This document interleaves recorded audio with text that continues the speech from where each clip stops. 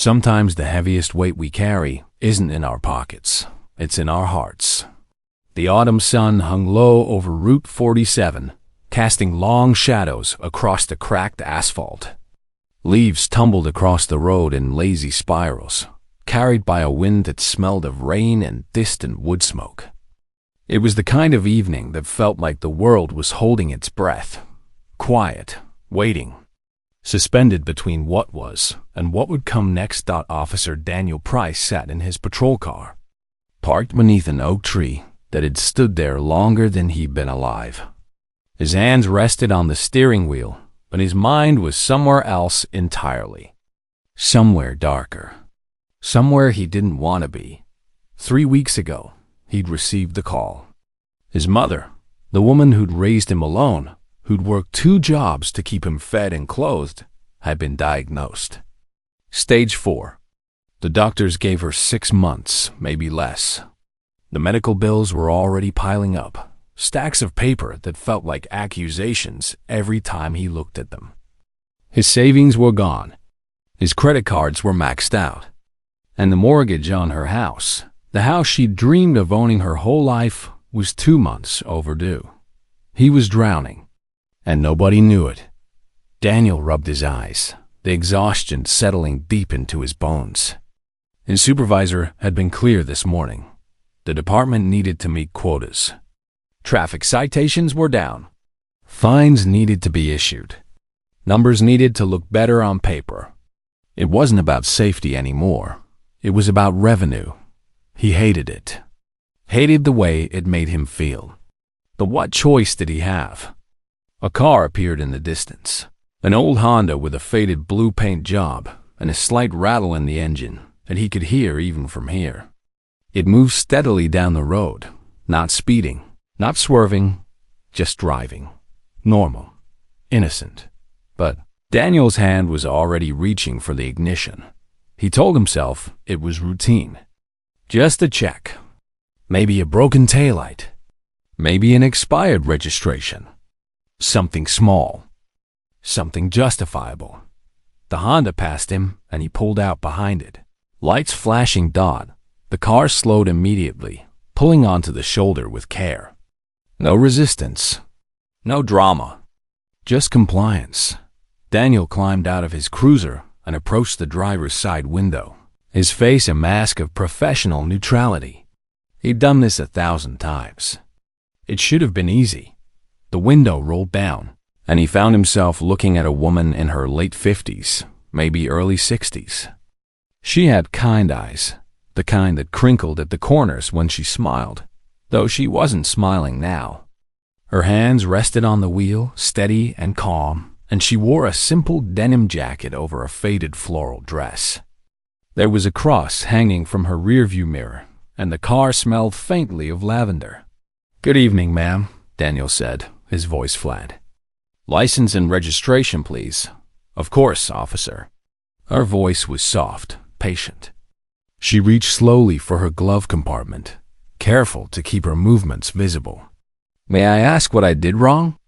Daniel glanced at her license as she handed it over. Lorraine Parker. Age 62. Address: Riverside Apartments. He looked back at the car, scanning for violations. The taillight was fine. The tags were current. The tires were old but legal, but he needed something. "You were driving erratically back there, ma'am," he said. It wasn't true, and they both knew it. Swerving over the center line. "I need to issue a citation." Loren's face didn't change. She simply nodded, her hands still folded in her lap. "I understand," she said quietly. And in that moment, Daniel felt something twist inside his chest, something that felt uncomfortably like shame. Part 1. The setup, approximately 600 words.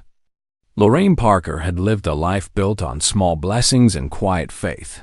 She'd never had much, not money, not status, not the kind of security that let you sleep easy at night. But she'd had love. She'd had her daughter, Maya, who was now 28 and working 2 jobs to support her own family. And she'd had her hands. which had scrubbed floors, folded laundry, and cared for strangers in nursing homes for 40 years. Retirement had come 3 months ago. Not because she was ready, but because her knees finally gave out. The arthritis had gotten so bad she could barely stand for more than an hour. The small pension she received wasn't enough to cover rent and groceries, let alone the medication she needed. But Lorraine didn't complain. Complaining, she'd learned long ago, didn't change anything. This evening, she'd been driving home from the food bank.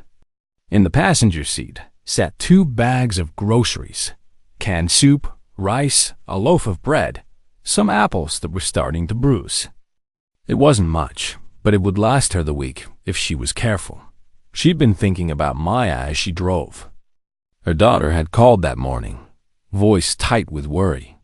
Maya's son, Loren's grandson, little Marcus, needed glasses. The school had sent a note home, but the insurance wouldn't cover them, and the out-of-pocket cost was $300. $300 might as well have been $3,000. I'll figure it out. Mama, Maya had said, her voice breaking just slightly. Don't you worry. But Lorraine did worry. She always did now, sitting on the side of Route 47 with a police officer standing at her window. She felt that familiar weight pressing down on her chest, the weight of too many bills, too little money, and too much love for people she couldn't help. Officer Price was writing something on his tablet, his jaw tight, his eyes avoiding hers.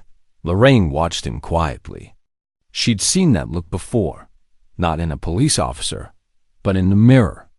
It was the look of someone carrying a burden they couldn't share. How much is the fine, officer? She asked gently. Daniel hesitated. His finger hovered over the screen. The standard fine for reckless driving was $200, maybe $300 with fees, but the department had new guidelines. Enhanced penalties for repeat violations, mandatory court costs, administrative fees. He could make it bigger. He needed to make it bigger. $5,000, he said, his voice barely above a whisper. Loren's breath caught. For a moment, she didn't move. Didn't speak, just stared at him with those kind, tired eyes. 5,000? She repeated softly. Yes, ma'am. Daniel's hand tightened around his tablet. You'll need to pay within 30 days, or your license will be suspended. Lorraine looked down at her lap, at her hands, worn and wrinkled, with veins like rivers beneath thin skin. $5,000.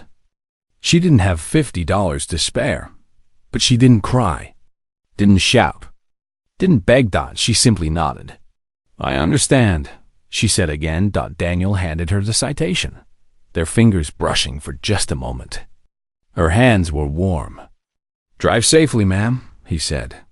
Stepping back. As Lorraine pulled away, Daniel stood on the shoulder, watching her taillights disappear into the dusk, and for the first time in 3 weeks, he felt something worse than fear.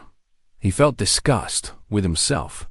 Part TWO, the conflict. Approximately 600 words. Lorraine drove home in silence. The citation sat on the passenger seat beside the grocery bags, the number glowing in her mind like a neon sign. $5,000. The words felt absurd, impossible, like a sentence handed down in a language she didn't speak. She thought about calling Maya, but stopped herself. Her daughter had enough to worry about. Adding this to her plate would only break her heart. Instead, Lorraine pulled into the parking lot of Riverside Apartments, a tired complex with peeling paint and chain-link fences, and sat in her car for a long moment, listening to the engine tick as it cooled. Through her windshield, she could see Mrs. Chun watering her small garden, and old Mr. Washington sitting on his porch, his radio playing gospel music. Life continued, ordinary and unchanging, while her world tilted sideways. She closed her eyes and whispered a prayer. Lord, I don't understand this, but I trust you. Show me the way. Then she picked up the groceries, tucked the citation into her purse. and went inside. Meanwhile, Daniel sat in his patrol car, staring at his reflection in the rearview mirror. He looked like his father, the man who'd left when Daniel was 6, the man he'd sworn never to become. Harsh lines, cold eyes, a mouth that had forgotten how to smile. His phone buzzed. A text from his sister. "Mom's asking for you. Can you come by tonight?" Daniel closed his eyes. He could picture her now, his mother, small and frail in that hospital bed, her hair gone from the chemo, her smile still somehow intact. She never complained, never asked why. She just held his hand and told him. She was proud of him. Proud. The word felt like a knife. He'd just extorted an elderly woman to pay his house, mother's medical bills. What kind of man did that make him? His radio crackled. Dispatch. Another call. Another shift. Another chance to do the right thing, or to keep drowning. Daniel started the engine and pulled back onto the road. But he couldn't shake the image of Lorraine Parker's hands, worn, warm, steady, and the way she'd looked at him. Not with anger, not with fear, with something that felt disturbingly like pity. That night, Lorraine sat at her small kitchen table, a single lamp casting a circle of light over the citation. She'd read it 3 times, hoping the number would change. It didn't. She pulled out a notebook, the kind she used to track her expenses, and began to write. Rent, $850. Utilities, $120 medication, $200 groceries, $150. She stared at the numbers. Even if she skipped meals, even if she stopped taking her medication, even if she sold everything she owned, she couldn't come up with $5,000. Her hands trembled as she set down the pen. For the first time in 40 years, Lorraine Parker allowed herself to feel afraid. Not for herself, she'd survived worse. But for Maya, for Marcus, for the life she'd tried so hard to build for them, brick by fragile brick. Outside, the wind picked up, rattling the windows. And somewhere across town, Daniel Price sat beside his mother's hospital bed, holding her hand, and wondered if saving one person was worth destroying another. Neither of them knew it yet, but their lives were about to collide again, and this time, everything would change. Part 3. A struggle, approximately 600 words. The next morning, Lorraine woke before dawn. Sleep had come in fragments, interrupted by worry and the dull ache in her knees.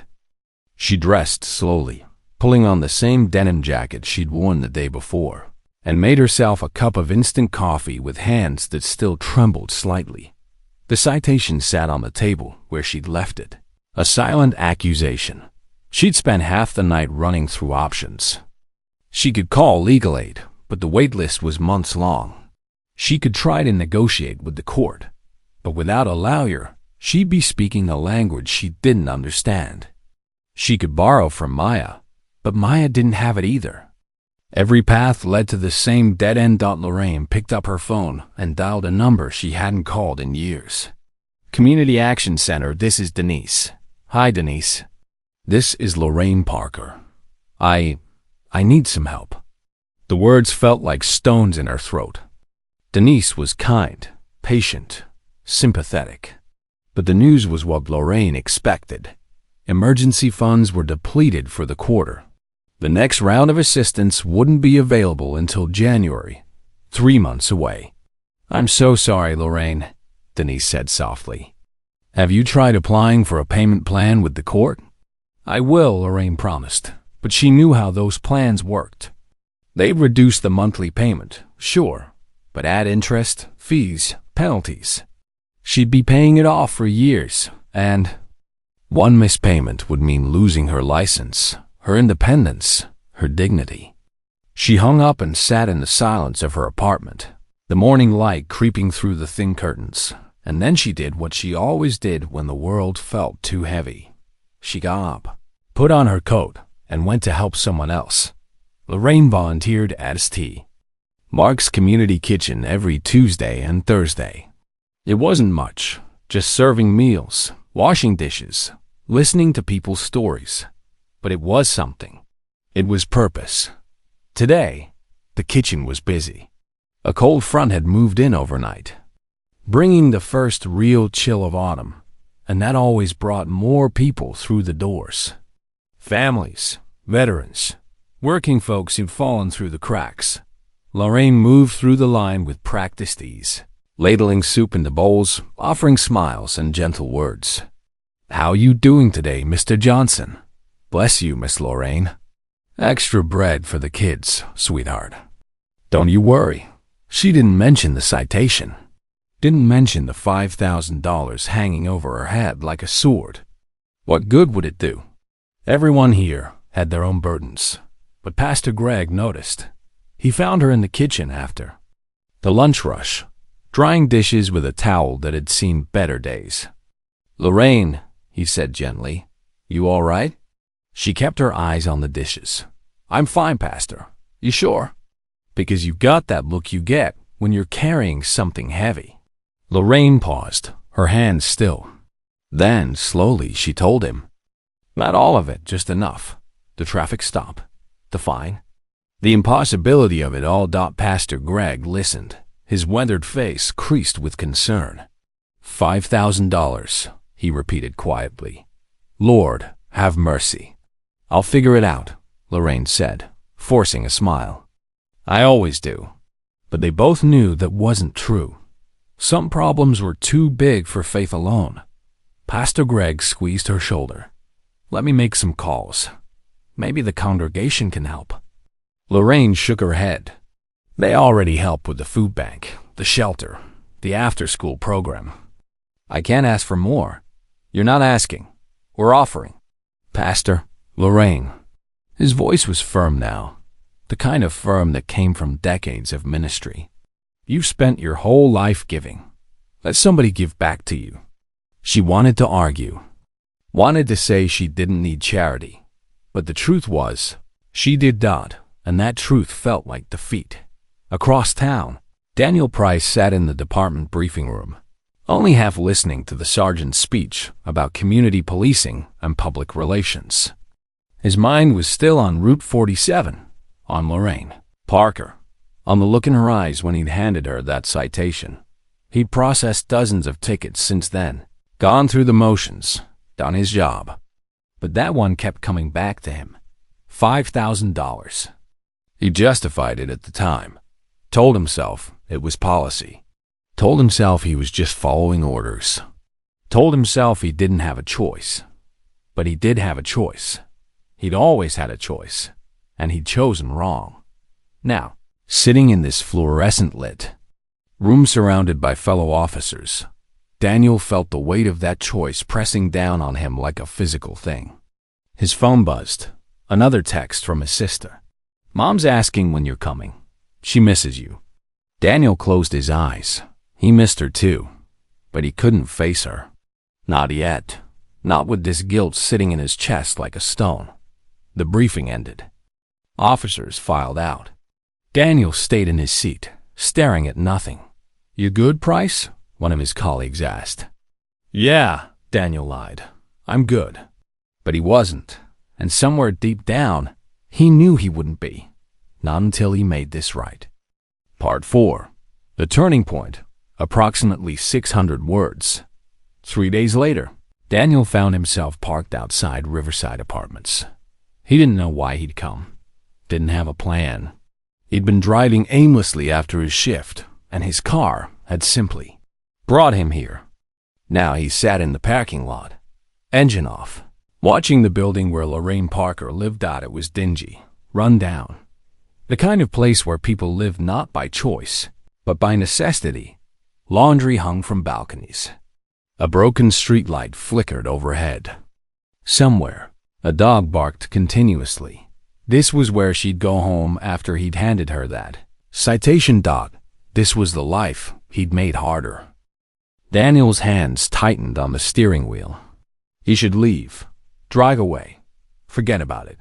What was done was done. Feeling guilty wouldn't change anything. But then he saw her. Lorraine emerged from the building carrying 2 heavy grocery bags, moving slowly, carefully, favoring her right knee. She wore the same denim jacket, the same tired dignity. She didn't see him as she walked toward her car. Daniel watched her load the groceries into her trunk, watched her pause to catch her breath, watched her look up at the darkening sky like she was searching for something, an answer, maybe, or just a moment of peace. And then, without thinking, Daniel opened his door and stepped out. Mrs. Parker. Lorraine turned, startled. Recognition flickered across her face, followed by something else. Not fear, not anger, just weariness. "Officer," she said quietly. "Is something wrong?" Daniel stood there, uniform still on, badge still gleaming under the flickering streetlight, and realized he didn't know what to say. He stopped. Started again. "I wanted to check on you, make sure you received the citation." It was a lie, and they both knew it. Lorraine studied him for a long moment. Then, gently, she said, "I received it." "And are you able to pay it?" The question hung in the air between them. Lorraine smiled, a small, sad smile that didn't reach her eyes. "I'm working on it, officer." Another lie. Daniel felt that twist in his chest again, sharper this time. "Mrs. Parker," he said slowly, "I need you to know something." "That fine. It was justified," Lorraine finished for him. "You were doing your job." "No," Daniel shook his head. "It wasn't justified. You weren't driving erratically. I pulled you over because I needed to meet a quota, and I inflated the fine because—" He stopped, the words catching in his throat. "Because I was desperate." Lorraine's expression softened. Desperate for what? And there it was, the question Daniel had been avoiding for weeks. He could walk away, make an excuse, retreat behind his badge and his authority. But something in Lorraine's eyes, that same kindness he'd seen on Route 47, made him stay. "My mother's sick," he said quietly. "Cancer. Stage 4. The medical bills are, I can't keep up. I'm drowning in debt. And the department's been pushing us to write more citations, bigger fines, and He looked away, ashamed. "I thought, if I could bring in more revenue, maybe they'd give me overtime. Extra shifts, something, anything." The silence stretched between them. Then Lorraine said, "What's your mother's name?" Daniel blinked. "What? Your mother? What's her name?" "Helen," he said softly. "Helen Price." Lorraine nodded slowly. "I'll pray for her." Daniel stared at her. You'll pray for her?" "Of course." "Mrs. Parker, I just told you I extorted you to pay for my mother's treatment. And you going to pray for her?" Lorraine reached out and gently touched his arm. Her hand was warm, steady, the same hand he'd brushed 3 days ago. "Officer Price," she said quietly, hurt people. I can see you're hurting, and I'm sorry for that. But adding more hurt to the world won't heal anything." Daniel felt something crack inside him, something he'd been holding together with anger and desperation and pride. "I don't know what to do," he whispered. "Start by doing the right thing," Lorraine said simply. "Whatever that is, you'll know it when you see it." She squeezed his arm once, then turned and climbed into her car.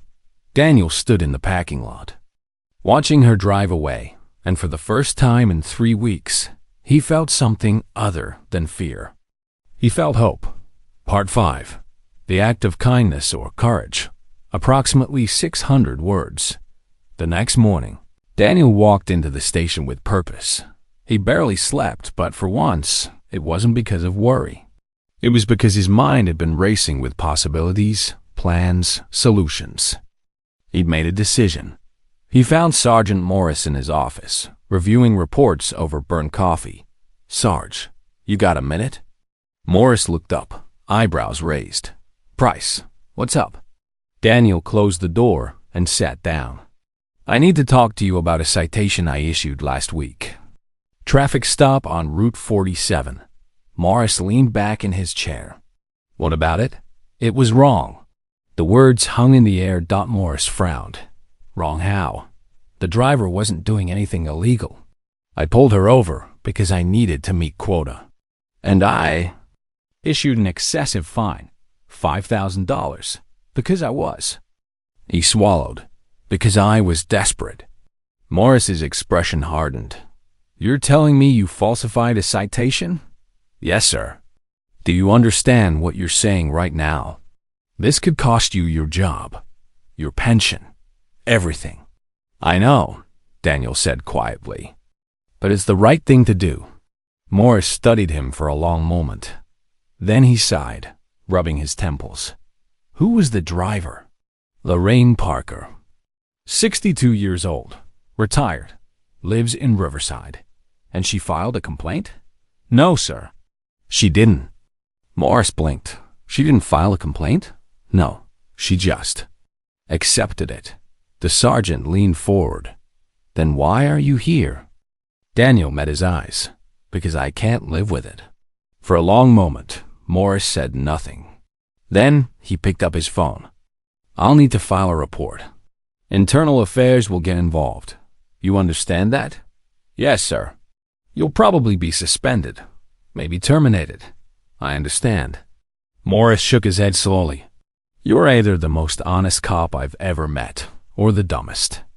Maybe both, Daniel said with a faint, bitter smile. Why now, Price? What changed? Daniel thought about Lorraine's hand on his arm, her voice steady and kind. Hurt people. I met someone who showed me what integrity looks like, he said simply. Morris sighed again, then nodded. All right, I'll start the paperwork. In the meantime, you're on administrative leave. Badge and gun. Daniel stood, unclipping his badge and setting it on the desk, along with his service weapon. It should have felt like losing everything. Instead, it felt like freedom. That afternoon, Daniel drove to St. Mark's Community Kitchen. He'd called Pastor Greg, the name Lorraine had mentioned, and asked if he could speak with him. The pastor had agreed immediately, no questions asked. Now Daniel sat in a small office filled with donations and paperwork, telling his story to a man he'd never met. Pastor Greg listened without interruption, his hands folded on his desk, his eyes kind and patient. When Daniel finished, the pastor said simply, "What do you need?" "I need to help her," Daniel said. "Mrs. Parker, I need to fix what I did. The fine's been voided? I'm working on it. But even if it is, she's still struggling. I saw where she lives. I know she's barely getting by. Am I?" He stopped, emotion thickening his voice. "I made it worse."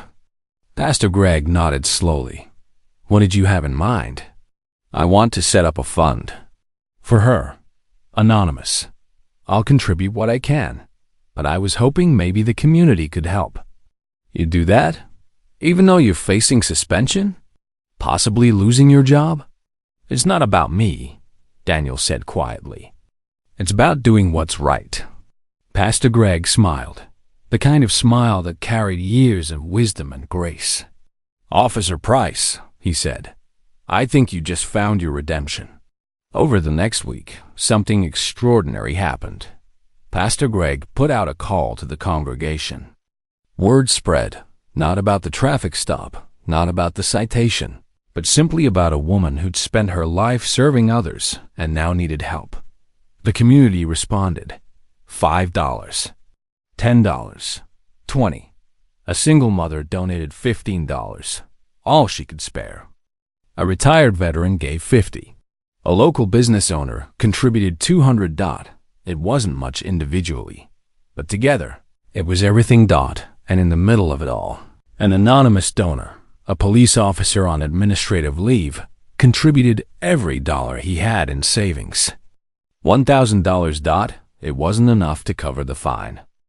But it was enough to cover Loren's rent for 2 months. Enough to buy Marcus his glasses. Enough to give her breathing room. Enough to show her that kindness still existed in the world. Pasta Greg called Lorraine into his office and handed her an envelope. "The community wanted you to have this," he said. Gently, Lorraine opened it, saw the check, and her hands began to shake. "Pastor, I can't. You can. And you will." He smiled. "You've been giving your whole life, Lorraine. Let yourself receive." She sat down slowly, tears streaming down her face. And for the first time in weeks, they were tears of gratitude. Part 6. The realization. Approximately 600 words. Daniel didn't tell anyone about the donation. He went home to his small apartment, sat on his couch in the dark, and felt something he hadn't felt in years. Peace. It didn't matter that he was suspended. Didn't matter that his career was hanging by a thread. Didn't matter that he'd given away money he couldn't afford to give. He'd done the right thing. Finally, his phone buzzed. His sister. "Can you come see Mom tomorrow? She's been asking for you." Daniel stared at the message for a long moment. Then he typed back, "I'll be there." The next afternoon, Daniel sat beside his mother's hospital bed, holding her frail hand. Helen Price had always been small, but illness had made her smaller still. Her skin was paper thin, her eyes sunken. But when she saw Daniel, she smiled. That same smile that had gotten him through childhood, through heartbreak, through every hard thing life had thrown at them. "There's my boy," she whispered. "Hi." "Mom." Daniel's voice cracked. "You look tired." "I'm okay." She squeezed his hand weakly. "Liar." Despite everything, Daniel laughed. "Yeah, I'm a terrible liar." Helen studied his face. "What happened?" And so, haltingly, Daniel told her. Not everything. He spared her the worst details, but enough. The quota pressure. The traffic stop. Lorraine Parker. The confession. The suspension. When he finished, Helen was quiet for a long moment. Then she said, "I'm proud of you." Daniel blinked. "What?" "I said I'm proud of you." "Mom, I just told you I falsified a citation. I might lose my job." "I heard you." Helen's eyes glistened. "And I'm still proud. Because you did the right thing. Even when it cost you everything." "But I did it for the wrong reasons," Daniel protested. "I only confessed because I felt guilty." "Guilt is just the soul telling you to be better," Helen said softly. "And you listened. That's what matters." Daniel looked away, tears burning his eyes. "I don't know what I'm going to do. If I lose my job, I can't pay for your treatment." "I can't, Daniel." Helen's voice was firm despite its weakness. "I didn't raise you to compromise your integrity for me. Not ever. But listen to me." She gripped his hand tighter. "I've lived a good life. A full life. And if my time is short, then that's God's will. But I won't let you destroy yourself trying to buy me more days. Do you understand?" Daniel couldn't speak, could only nod. "You did the right thing," Helen repeated. "And I'm proud of you. Whatever happens next, hold on to that." She closed her eyes, exhausted. And Daniel sat there holding her hand, feeling the fragile rhythm of her pulse. And in that moment, he understood something fundamental. His mother wasn't just proud because he'd confessed. She was proud because he'd chosen compassion over desperation, integrity over convenience, another person's dignity over his own fear. She was proud because he'd finally become the man she'd always believed he could be. That evening, Daniel received a call from Sergeant Morris. Price. Internal Affairs finished their review. Daniel's heart hammered. "And you're being formally reprimanded. 2 weeks suspension without pay. But you're keeping your job." Daniel exhaled shakily. "Why?" "Because you came forward voluntarily. Because you showed remorse. And because—" Morris paused. "Because I vouched for you. Told them you were a good cop who made a bad decision under extraordinary circumstances." "Sarge, don't thank me yet." You're on probation for 6 months. One more screw-up, and you're done. Understood? Yes, sir. And price? The citation's been voided. Mrs. Parker's record is clear. Daniel closed his eyes. Thank you. Don't thank me. Thank whatever angel made you grow a conscience. Morris hung up. Daniel stood in his apartment, phone in hand, and felt something shift inside him. It wasn't over. The medical bills were still there. His mother was still sick. Life was still hard, but something fundamental had changed. He'd stopped running from his fear, and in facing it, he'd found something stronger. Meanwhile, Lorraine sat in her apartment, the check from the church on her kitchen table, and made a phone call. Maya? Honey, it's Mom. Mama? What's wrong? Nothing's wrong, baby. In fact, something's right. And as Lorraine told her daughter about the community's kindness, about the money that would cover Marcus's glasses and give them breathing room, about the citation being voided, she felt something she hadn't felt in years. Not just relief, not just gratitude, but faith. Faith that even in the darkest moments, goodness still existed. Faith that people could change. Faith that love, real, stubborn, inconvenient love, could still heal the world. One act of courage at a time. Part 7, Redemption. Or Forgiveness. Approximately 600 words. 2 weeks later, Daniel returned to duty.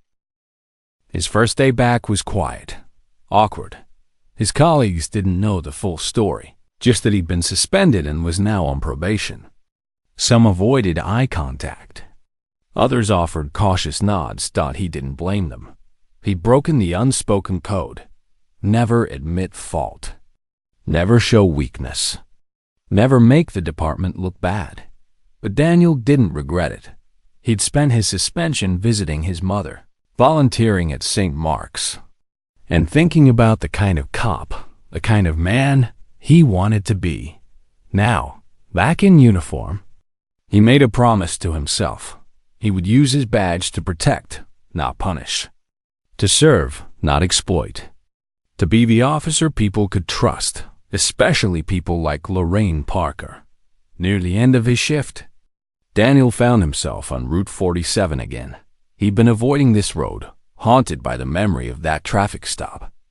But today, he pulled over at the same spot beneath the oak tree and sat there, engine idling, remembering. That's when he saw her, the same blue Honda, driving slowly, carefully down the road. Daniel's heart clenched. He could let her pass, pretend he didn't see her, move on with his life. But that would be running again, and he was done. Running. He pulled out behind her and turned on his lights. Lorraine saw the flashing lights in her rearview mirror and felt her stomach drop. Not again. She pulled over, hands shaking slightly, and waited. Footsteps approached. The tap on her window. She rolled it down and looked up and found herself staring at Officer Daniel Price. For a moment, neither spoke. Then Daniel said, Mrs. Parker, I need to talk to you. Am I being cited again? Lorraine's voice was steady, but Daniel heard the weariness underneath. No, ma'am, I ... He took off his hat, holding it in both hands like a shield. I owe you an apology. Lorraine blinked. You do? Yes, ma'am. What I did, stopping you, issuing that fine, it was wrong. Completely wrong. And I'm sorry. Lorraine studied him, this young man who looked so much older than he should, and saw the sincerity in his eyes. The citation was voided, she said softly. I know you had something to do with that. I confessed to my sergeant. Told him the truth. It Ritrish quite wide, the least I could do. It cost you, didn't it? Lorraine asked gently. Your job? I was suspended, but I'm back now. On probation. Lorraine nodded slowly. Then she did something Daniel didn't expect. She smiled. Officer Price, she said, you didn't have to do that. You could have just let it go. But you chose the harder path. The right path. And that takes courage. It wasn't courage, Daniel said, his voice thick. It was guilt. Guilt that led to change is still change, Lorraine said. And change is always worth celebrating. Daniel looked down at his hat, turning it in his hands. I need you to know something else. There was a donation made to your church fund. An anonymous one. Lorraine's eyes widened slightly. That was you? I gave what I could. It wasn't much, but it was everything. Lorraine interrupted, her voice breaking. Officer Price, that money? It gave my grandson his glasses. It kept a roof over my head. It gave me hope when I had none left. You gave me something too, Daniel said quietly. You showed me what grace looks like, what forgiveness looks like, even when I didn't deserve it. We all deserve forgiveness, Lorraine said gently. The question is whether we're brave enough to accept it. She reached out her window and placed her hand on his arm, the same gesture she'd made in that parking lot weeks ago. I forgive you, Officer Price, completely, and I hope you can forgive yourself. Daniel felt tears pressing at his eyes. He'd faced bullets in training, confronted dangerous situations, stood firm in moments of physical fear. But this simple act of kindness from a woman he'd wronged, broke him in a way nothing else could. Thank you, he whispered. Lorraine squeezed his arm. How's your mother? Daniel's breath caught. She's fighting. Some days are better than others. I've been praying for her. Every night. For Helen. You remembered her name. Of course I did. Lorraine's eyes crinkled with warmth. You love her. That makes her worth remembering. They stood there for a moment, officer and citizen.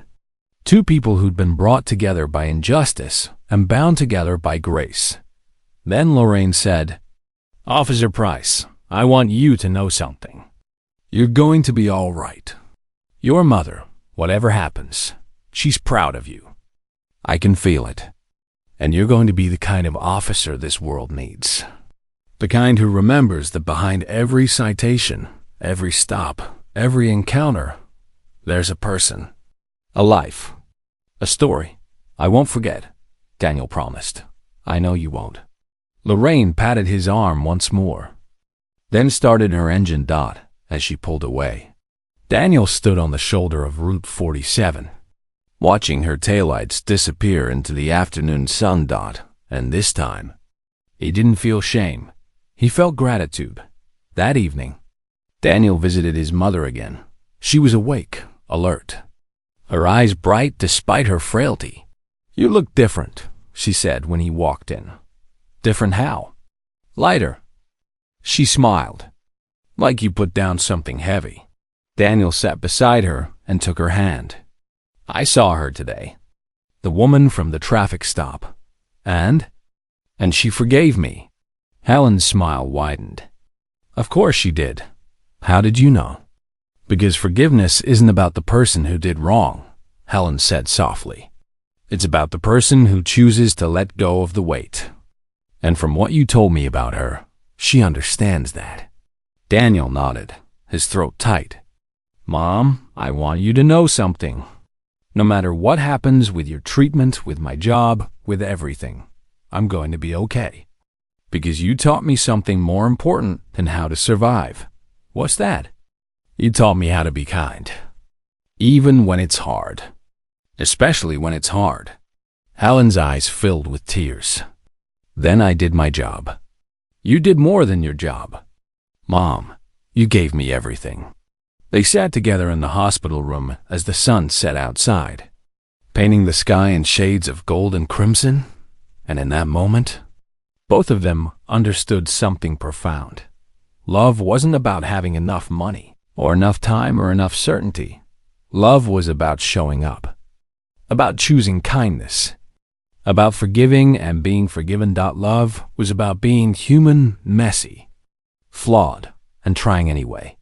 3 months later, something unexpected happened. Daniel received a letter in the mail, addressed and careful. Slightly shaky handwriting. Inside was a single page. Dear Officer Price, I wanted you to know that Marcus got his glasses. He can see the board at school now, and his grades are improving. Maya got a small raise at work, and I've been able to keep up with my medication. But more than that, I wanted to thank you for reminding me that people can change. That mistakes don't define us. That courage isn't the absence of fear. It's doing the right thing even when you're terrified. You gave me more than money that day. You gave me faith in humanity again. I'm praying for you and for Helen, and I hope, whatever happens, you know that you made a difference. With gratitude and grace. Lorraine Parker.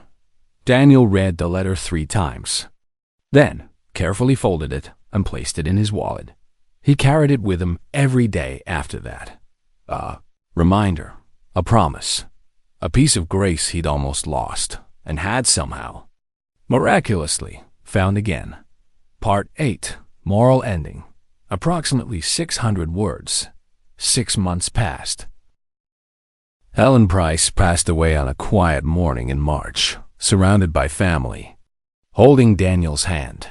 Her death was peaceful, the kind of gentle letting go that comes after a life well lived and fully loved. Daniel grieved, as anyone would. But he didn't break, because his mother had left him something more valuable than money or time. She'd left him the knowledge that he'd made her proud. And that, in the end, was everything. On the 1-year anniversary of that traffic stop on Route 47, Daniel requested a specific patrol route. He drove slowly down that familiar road, past the oak tree, past the spot where he'd pulled over Lorraine Parker and made the worst decision of his career. The leaves were falling again, tumbling across the asphalt in lazy spirals. Everything looked the same. But everything was different. Daniel pulled over at the shoulder and sat there. Remembering he thought about the man he'd been a year ago. Desperate, drowning, willing to hurt others to save himself. And he thought about the man he was now, flawed still, struggling still, but trying every day to be better. To be kinder. To be the officer his mother believed he could be. His radio crackled. A call. Someone needed help. Daniel smiled, started his engine, and drove toward the person who needed him, because that's what he did now. He helped. Meanwhile, across town, Lorraine sat in St. Mark's community kitchen, serving soup to a line of people who'd fallen on hard times. Her knees still ached. Her pension was still small. Life was still hard, but she was surrounded by purpose, by community, by love. A young mother approached the serving line, a toddler on her hip, worry etched into her face. Is there enough? The woman asked quietly. I don't have money, but my baby needs. There's always enough.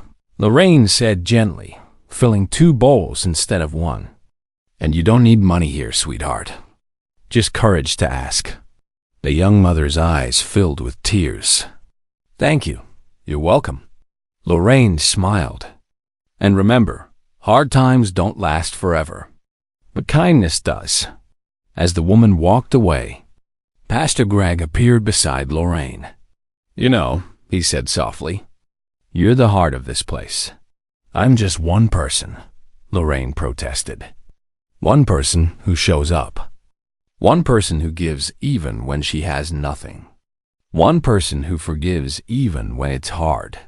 He paused. That's not just anything, Lorraine. That's everything. Lorraine looked around the kitchen at the volunteers, the families, the people helping, and being helped, and she thought about a traffic stop on Route 47. About a young officer who'd been drowning. About a choice to forgive instead of condemn. About how one moment of grace had rippled outward, touching lives in ways she'd never fully know. Pastor, she said quietly, do you think kindness really changes anything? Pastor Greg smiled. I think kindness changes everything. One heart at a time. That night, Daniel sat at his kitchen table, writing in a journal his therapist had recommended. He'd been doing this every evening for 6 months now, recording his thoughts, his struggles, his small victories. Tonight, he wrote, "Mom always said that we're defined not by our worst moments, but by what we do after them.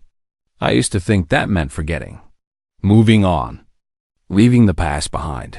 But now I understand that it means learning, growing, becoming someone who wouldn't make the same mistake twice. It means carrying the weight of what we've done wrong, not as punishment, but as reminder. A year ago, I was drowning. I hurt someone because I was afraid, and I almost lost myself in the process. But someone showed me grace when I didn't deserve it. Someone forgave me when I couldn't forgive myself. And that changed everything. I can't undo the past, can't erase my mistakes, but I can be better today than I was yesterday. Can choose kindness over convenience. I can choose compassion over judgment. I can choose to see the person behind every traffic stop, every citation, every encounter, because we're all just people, trying to survive, trying to do right, trying to love the people we're terrified of losing. And sometimes, the kindest thing we can do is forgive both others and ourselves. That's Mom's legacy. That's Loren's gift. That's what I carry with me now." Daniel closed the journal and looked at the photo on his fridge, his mother smiling, arms around him at his police academy graduation. "I'm trying, Mom," he whispered. "Every day, I'm trying." Outside, the wind picked up, rustling through the trees, and somewhere across town, Lorraine Parker said a prayer before bed for Officer Daniel Price, for little Marcus and his new glasses, for her daughter Maya, for all the people struggling and scared and searching for hope. She prayed for grace, for forgiveness, for the kind of love that heals more than it hurts. And in the darkness, in the quiet, her prayer rose up like light, touching lives she'd never meet, changing hearts she'd never know, rippling outward in ways both small and infinite. Because that's what kindness does. It doesn't always solve the problem, doesn't always fix what's broken, doesn't always make the pain go away, but it reminds us, all of us, that we're not alone in this struggle, that we're worth forgiving, that even in our darkest moments, grace is still possible. The final truth. We are all capable of cruelty when we're afraid, but we're also capable of extraordinary kindness. The question isn't whether we'll make mistakes. We will. The question is, what will we do after? Will we hide behind our pride and our fear? Or will we choose the harder, braver path, the path of accountability, of growth, of grace? Because in the end, forgiveness isn't weakness. Forgiveness is the most powerful force in the world. It breaks chains, heals wounds, transforms lives. It reminds us that we're all human. All struggling. All worthy of second chances. Kindness is stronger than anger. Forgiveness heals more than punishment. And grace, real, stubborn, inconvenient grace, can change everything. One traffic stop at a time.